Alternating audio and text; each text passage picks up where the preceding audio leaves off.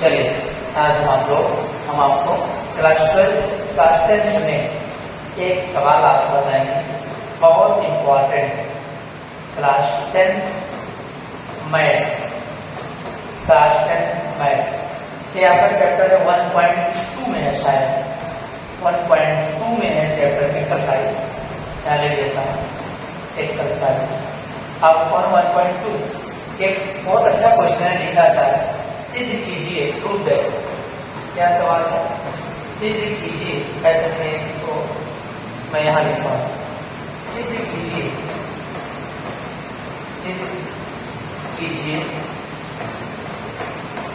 कि साबित कर कि √3 एक अपरिमेय संख्या, √3 एक अपरिमेय संख्या।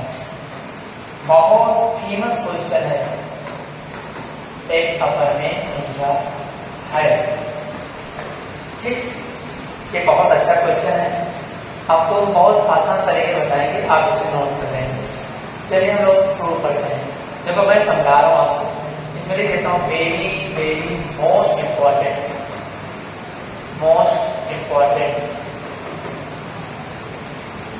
मतलब कि हर साल एग्जाम, अगर इसे आप देखेंगे 2010 से लेकर के 11, 12, 13, 15, 19, 25, 24 में भी आया है। ये आपको बहुत बात। अच्छा, इसमें कई सवाल हैं, पूछता है √3, √2, √5, √7। आप किसी को भी प्रूव करिए, एग्जाम में कभी भी आ सकता है। इसमें टाइप 1 ये सवाल बनती है, एक टाइप 2 और बनती है। ये टाइप 2 बनती है कौन सी? उसमें लिखा रहता है √3 + 6, कभी कभी लिखा है √3 + 2√3। इनको प्रूव करते, इसे हम टाइप 2 में बताएंगे आपको। तो आप अगर इसको पढ़ करके और इसको पढ़ चले जाते हैं, काम बन जाएगा। इसमें टाइप 3 आता है, मैं उसको टाइप 3 में रखा हूँ कैटेगरी में।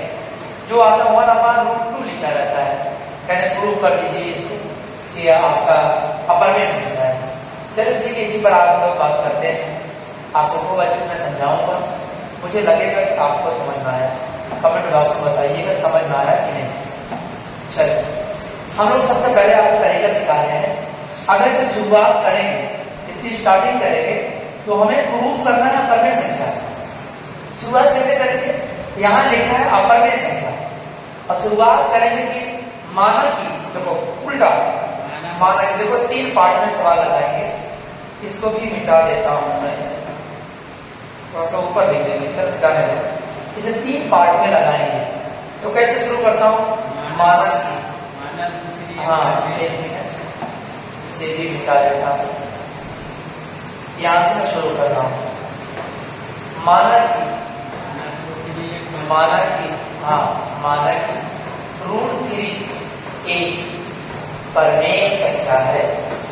क्या है? परिमेय संख्या है।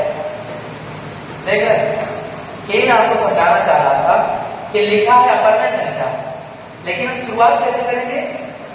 उल्टा। लिखा था अपरिमेय, शुरुआत करूंगा परिमेय से, इसलिए माना कि √3 एक परिमेय संख्या है।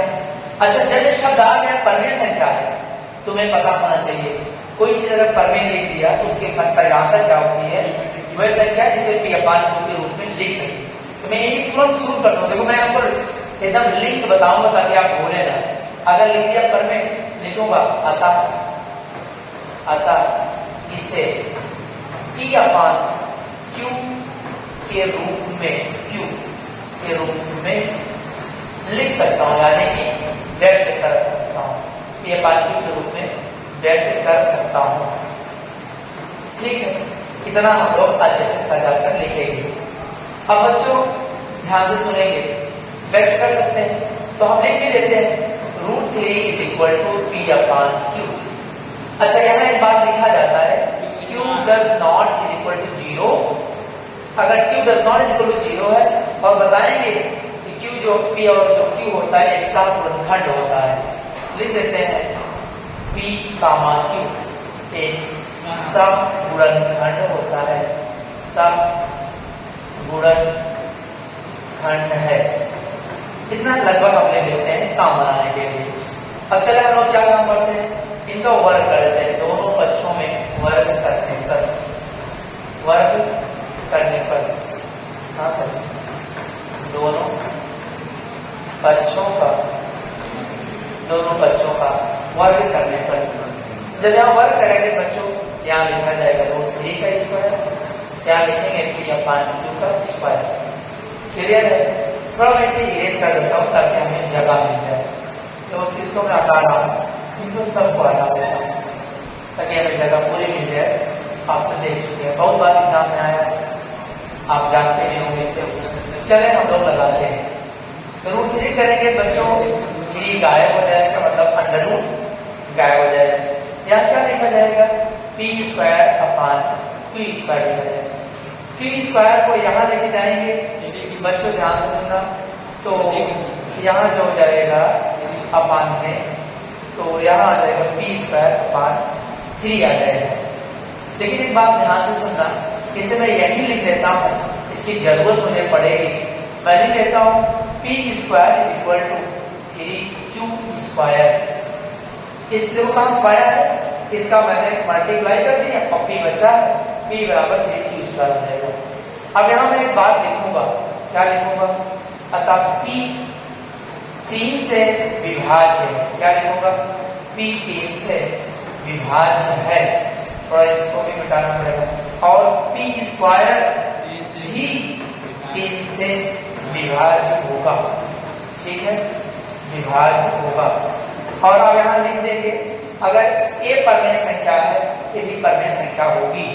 लेकिन बाद में यही एक सवाल है 10th में, इसको पूरा लगाते हैं और लास्ट में खुदे कहते हैं कि अतः हमारी कल्पना जितना मैंने लगाया सब असत्य है। एक ही सवाल है, ठीक है। अब यहाँ पे काम कर दिया, अब मैं आपको एक काम कर देता हूँ, इसे थोड़ा एडजस्ट कर देते नीचे। अब यहाँ मैं लिखूंगा, किसी को मैं यहाँ से शुरुआत कर देता हूँ। अब यहाँ मैं मान लूंगा, क्या मान लूंगा, P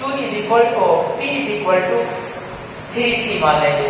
क्या लिख दिया, मैंने माना P = 3C। C चाहे माने चाहे M माने, कुछ भी मानेंगे, मान सकते हैं इस बात को। अब देखो, अब आप ऐसा 3 क्यों माने, जब सवाल √3 रहेगी 3 मानना, जब 5 रहेगा तो 5 मानना, 7 रहेगा तो 7 मान लेना। तो अब बताओ, यही जो P और 3C है, तो हम यहाँ से समीकरण 1 बना देते हैं, इसको लिख देते हैं P का मान